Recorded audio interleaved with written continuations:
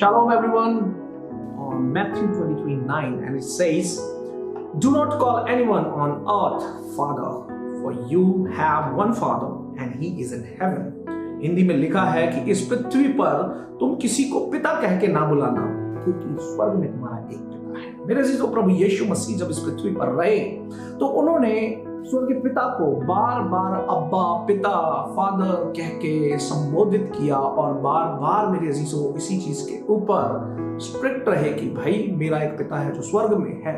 अब मेरा सवाल यह है कि आज जब मिनिस्ट्रीज में एक बड़ा प्रचलित काम चल रहा है कि जहां पर पासवान को, अपोस्टल को, प्रॉफिट को पापा जी या फादर साहब, व्हाटएवर वी आर स्पीकिंग, ये सब कहा जा रहा है, तो क्या ये बिब्लिकल है या ये नॉन बिब्लिकल है? अब बहुत सारे इस जगह पर हवाला देते हैं। स्पिरिचुअल सन्स जो हैं वो अपने स्पिरिचुअल फादर को फादर कह के बुला सकते हैं। ओके, कि ऐसा हो सकता है, लेकिन मेरा सवाल है कि फिर आज से यदि 10 साल पहले तक देखें तो congregation of Roman Catholic churches were calling their priest as father. बहुत सारे लोगों को इसी चीज से दिक्कत रही है और बहुत सारे लोग इसी चीज से, भाई ये फादर का टाइटल क्यों देना, वचन में तो ऐसा लिखा है। लेकिन आज ठीक 10-15 साल जब निकल गए हैं, इन 10 से 15 सालों के बीच में हम कोई अपोस्टल है, पास्टर है, फादर है, उसको हम फादर कह के, पिता कह के संबोधित करते हैं।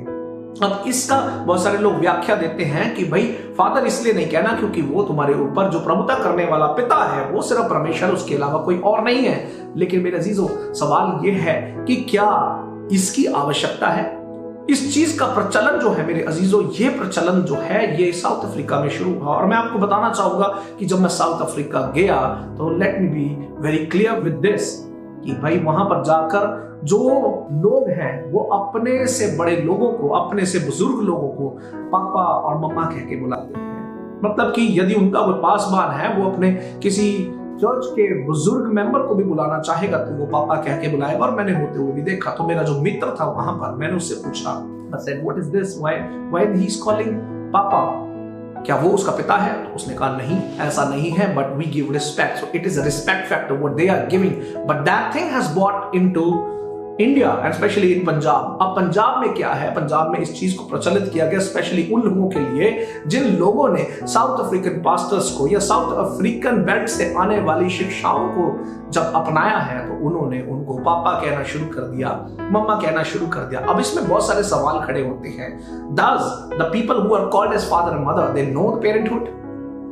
और सवाल यह है कि वो उनको पेरेंटहुड कैसे पता लगेगी जबकि उनमें से किसी को, जब तक वो बायोलॉजिकली फादर या मदर नहीं बने हैं, तो वो किस प्रकार से फादर या मदर कहला सकते हैं? अभी रिसेंटली एक प्रभु के दास की, बड़े प्रसिद्ध दास हैं, उनकी शादी हुई तो उनकी जो पत्नी है अभी खुद मां नहीं बनी, नई शादी हुई है उनकी, तो उनकी कलीसिया के लोग बहुत खुश थे। उन्होंने फेसबुक पूरा भर दिया, इंस्टाग्राम भर दिया कि wow we have got our mamma, we have got our mamma. तो भाई बगैर ममता के मम्मा नहीं आ सकती, ये मैं आपको बताना चाहूंगा। और दूसरी बात ये है, मैं मानता हूं कि आप लोग प्रभुता नहीं कर रहे हैं, जो लोग भी अपने आप को पापा मम्मा कहलवा रहे हैं, but the word says very clear, it says do not call anyone on earth the father cause you have one and that is in the haven. परमेश्वर ने साफ साफ इस बात को रखा है कि भाई स्वर्ग में मैं हूं और मैं तुम्हारा पिता हूं। पिता, ये उस पिता की बात कर रहा है जो प्रभुता करता है, जो अपने बच्चों के लिए केयर करता है। और फिर इन्हीं चर्चेस में से बहुत सारे चर्चेस हैं जो कि अपनी कलीसियाओं के लोगों को, अपने फॉलोअर्स को यूं ही तकलीफों में भी छोड़ देते हैं। तो फिर क्या सत्य में वो लोग पापा या मम्मा कहलाने के योग्य है?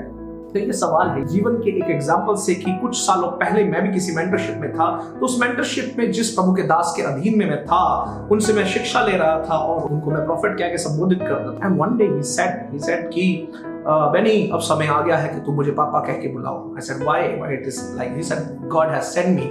जबकि उनको ये अच्छी तरह से पता था कि भाई हम जब तक सहमति नहीं हो जाती हमारी पवित्र आत्मा में, क्योंकि पवित्र आत्मा यदि आपसे कुछ करवाना चाहता है तो मेरे द्वारा कहेगा, तो वो आपके द्वारा भी वो सेम बात प्रभु जो है आपको जाहिर करेगा।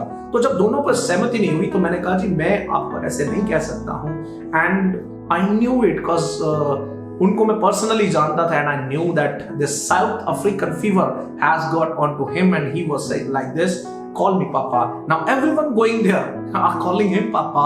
और भी जो दूसरे पासवान उनको पापा कह के बुलाया जा रहा है, हमें कोई तकलीफ नहीं, आप बुलाएं। लेकिन ये उन लोगों के लिए है जो लोग सत्य पर चलना चाहते हैं, सत्य शिक्षा को जानना चाहते हैं। पापा कहने से कोई पापा नहीं बन सकता। बड़ा मुश्किल है मेरे अजीजों किसी और का बाप बन के रहना, किसी और की माँ बन के रहना। आपको आवश्यकता है ये समझने की, पहले बायोलॉजिकली समझिए। यहाँ पर ऐसे ऐसे लोग हैं जो अपने घरों में लड़कर बैठे हैं, अपने घरों में उनके कलेश चल रहा है, अपने माता पिता को वो रिस्पेक्ट नहीं दे रहे हैं, अपने सास ससुर को रिस्पेक्ट नहीं दे रहे हैं, लेकिन एक पासवान को पापा कह के उनकी पूरी पूरी इज्जत देते हैं। तो क्या ये, आप बताइए, क्या ये इक्वल है? जब आप अपने बायोलॉजिकल पेरेंट्स को इज्जत नहीं दे सकते तो भाई किसी और को पापा कह के आप कौन से झंडे गाड़ रहे हैं? फिर दूसरी बात, एक पासवान की पत्नी है, उनको एक प्रभु की बेटी ने फोन किया। उसने कहा कि सिस्टर जी, मैं आपसे एक बात करना चाहती हूँ। She said just sister ji, and she said don't you know what you are talking with me? क्या आपको पता नहीं है कि मैं कौन हूँ? क्या आपको आपके चर्च में कुछ नहीं सिखाया जाता है? यहाँ पर लोग मुझे मम्मा कहते हैं, I demand you to call me mamma, और अगर आप मुझे मम्मा नहीं कहोगे इसका मतलब आप बदतमीज हैं।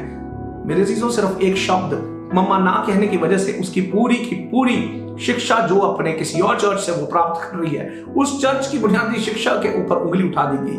तो आज मेरा सवाल है, क्या पापा और मम्मा कहलाना इतना इंपॉर्टेंट है, या हम इतने ऑब्सेस्ड हो चुके हैं कि लोग हमें पापा मम्मा कहें, ताकि पापा मम्मा नहीं कहेंगे तो क्या हम उसकी वजह से एंग्री हो जाएंगे? और अगर आपके अंदर जो लोग अपने आप को कहलाते हैं, यदि आपके अंदर किसी रूप से भी आपके अंदर पापा या मम्मा जागा हुआ है, तो what kind of parent you are? एक वाक्य में आपको और बताना चाहूंगा। एक व्यक्ति था मेरे पास, मेरे चर्च में आता, तो मुझे छोड़ के किसी और बड़े चर्च में चला गया। Praise God, I said very good, go there, follow them. वहां पे उससे कुछ गलती हो गई और उसे मेरे जो जानवरों की तरह पीटा गया। उसने कहा कि उस पासवान की पत्नी जो है सामने से निकल रही थी, मैंने उनको चिल्ला चिल्ला के कहा कि मम्मा मेरी मदद करो, और उस पासवान की पत्नी ने मुंह फेरा और वो चली गई। सवाल मेरा यह है कि माँ की ममता कहाँ गई? अगर उस माँ में ममता थी तो क्या वो रुककर पूछ नहीं सकती थी?